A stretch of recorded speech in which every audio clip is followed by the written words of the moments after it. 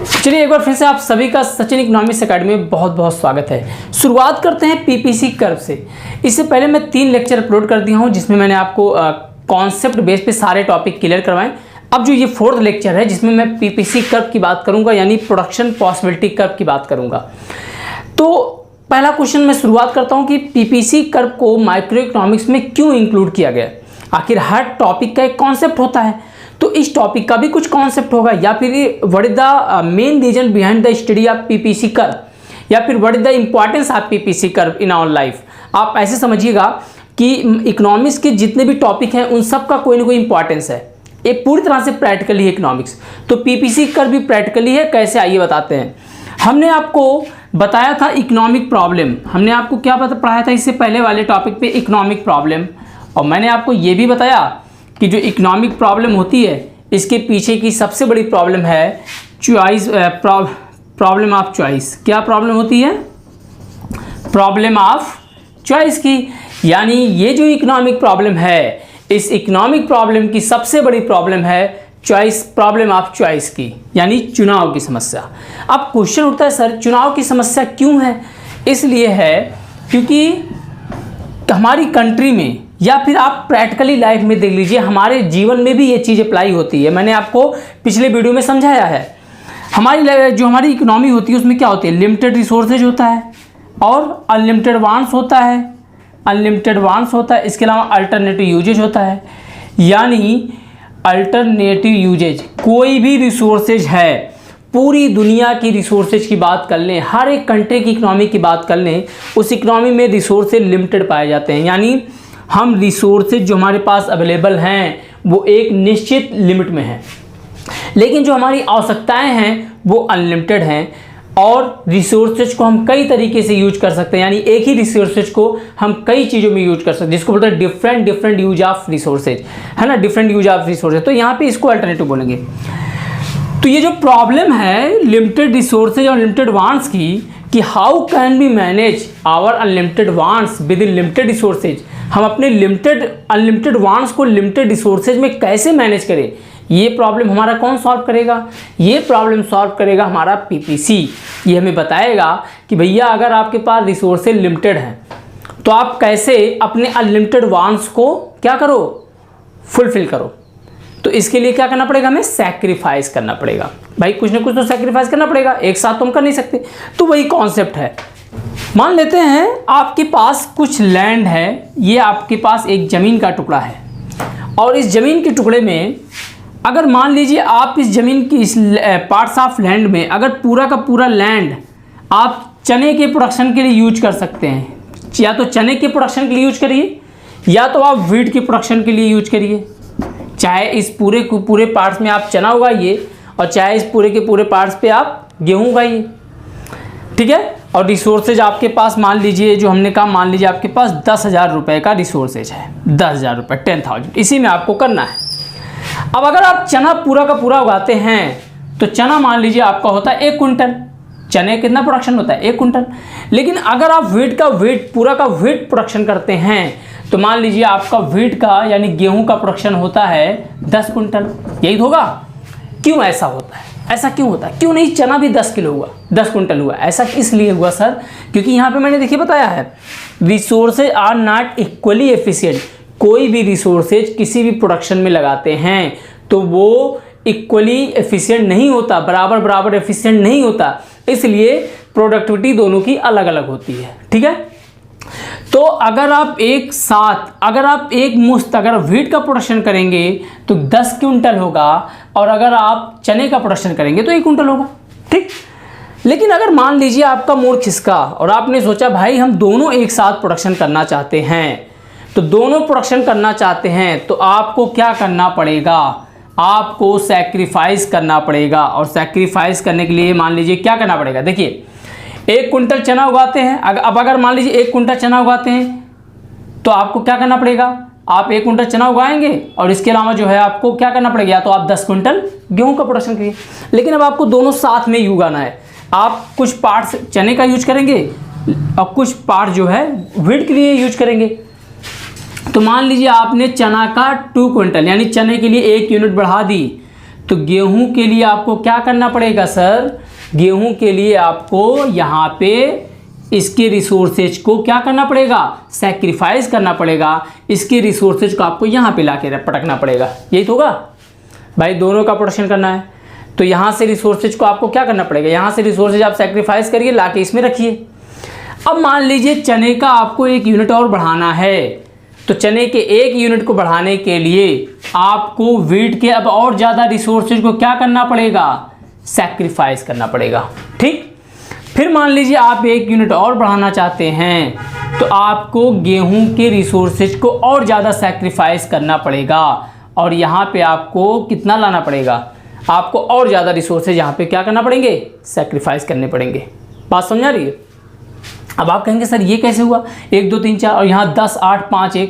देखिए कैसे, हमने चने 1 किलो चने जब उगा रहे थे तो यहाँ पे 10 क्विंटल गेहूँ हो रहा था, लेकिन जब मैंने चना का यूनिट बढ़ाया तो हमने गेहूं का कितना किया, 8 क्विंटल गेहूं का हम प्रोडक्शन कर रहे हैं। यहाँ पे हमने क्या कर दिया, 2 क्विंटल का सैक्रिफाइस कर दिया, ठीक है।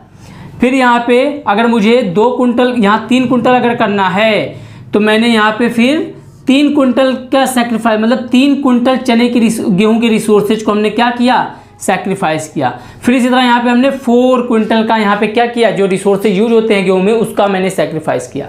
यही होता है, यही आपका पीपीसी बताता है। अब जो मैंने आपको कॉन्सेप्ट बताया है, इसी को आप एक डायग्राम के थ्रू क्या कर दीजिए, प्लॉटिंग कर दीजिए। अब देखिए प्लॉटिंग कैसे करेंगे, तो प्लॉटिंग करने के लिए आप कुछ इस तरीके से कर सकते हैं प्लॉटिंग। चलिए आपको यहाँ पे क्या करना है, आपको यहाँ पे इस तरीके से x हॉरिजॉन्टल लाइन आपको ड्रा करना है, y वर्टिकल लाइन आपको ड्रा करना है। यहाँ पे ऑरिजिन पॉइंट हो गया, यहाँ पे आपको लिखना 1 2 3 4 5, और उसके बाद यहाँ पे आपको कितना लिखना है, 1 से लेके 10 तक है तो 2 2 का कॉम्बिनेशन बना के चलेंगे, 2 4 6 8 10। अब देखिए प्लॉटिंग कैसे करेंगे, यहाँ पे जब आपका चना 1 था तो गेहूं आपका 10 था, तो यहाँ पे हम प्लॉटिंग करना शुरू कर देंगे। 1 पे कितना है, 10 है, कर दिया मैंने। उसके बाद 2 पे कितना है, 8 है, 2 यहाँ है, 8 यहाँ है, 2 के जस्ट ऊपर आप 8 लाइए, तो यहाँ पे आपको करना पड़ेगा।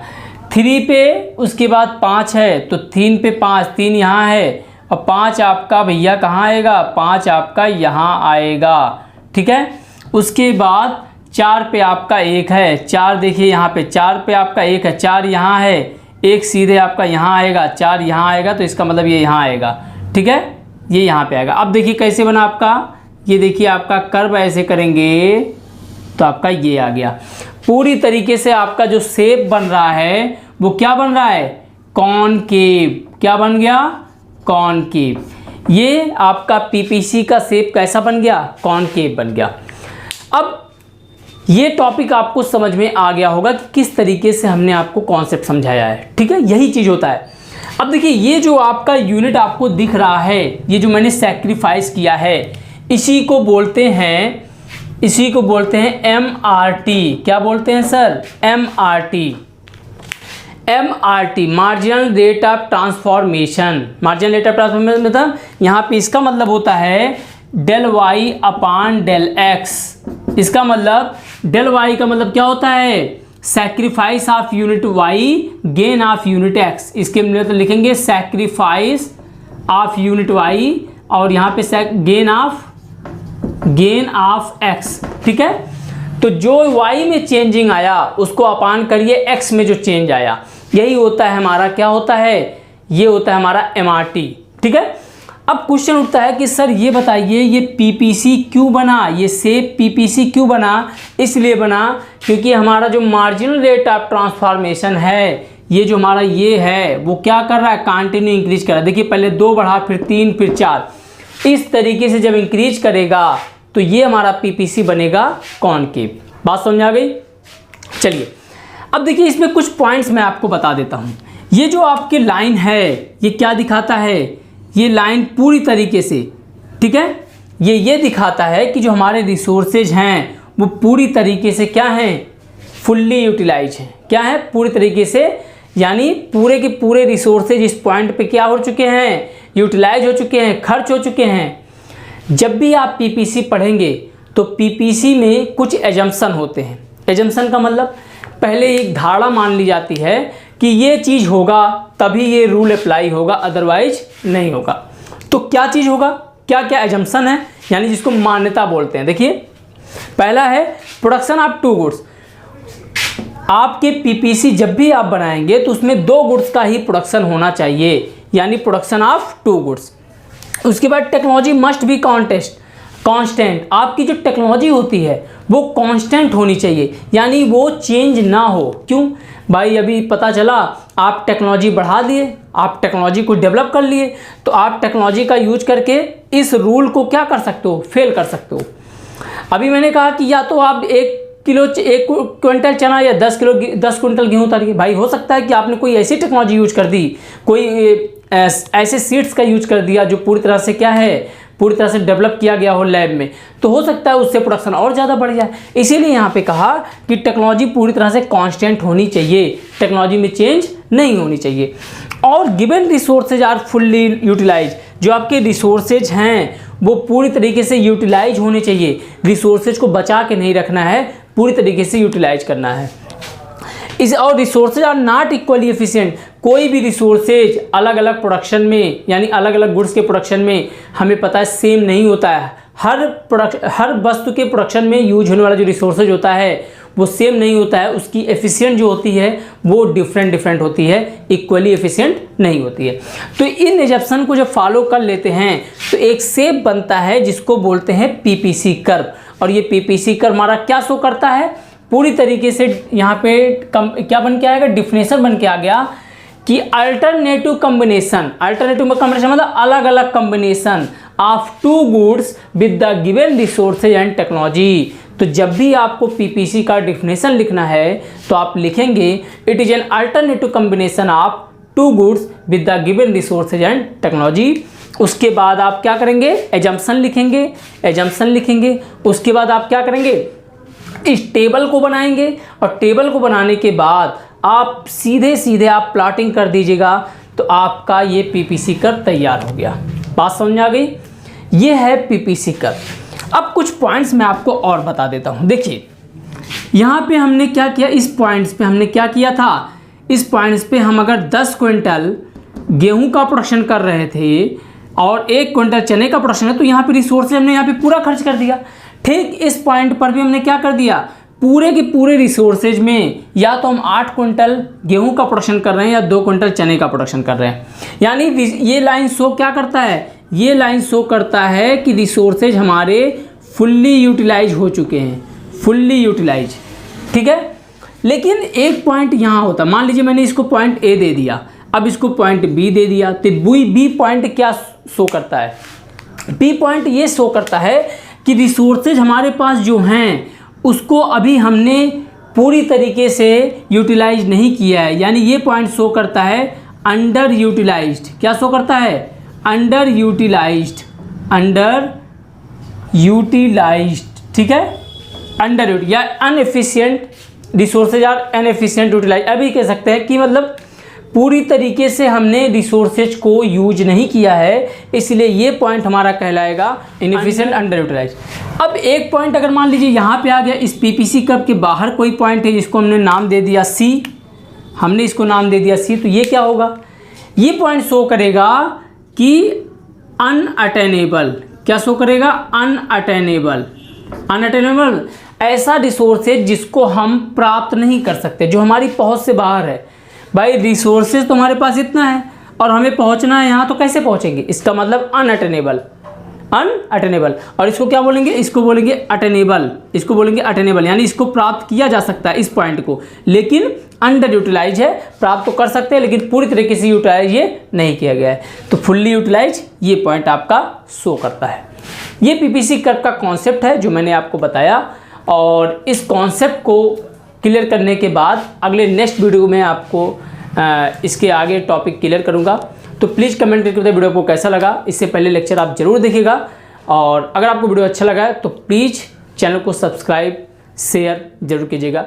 Thank you for watching, thank you so much.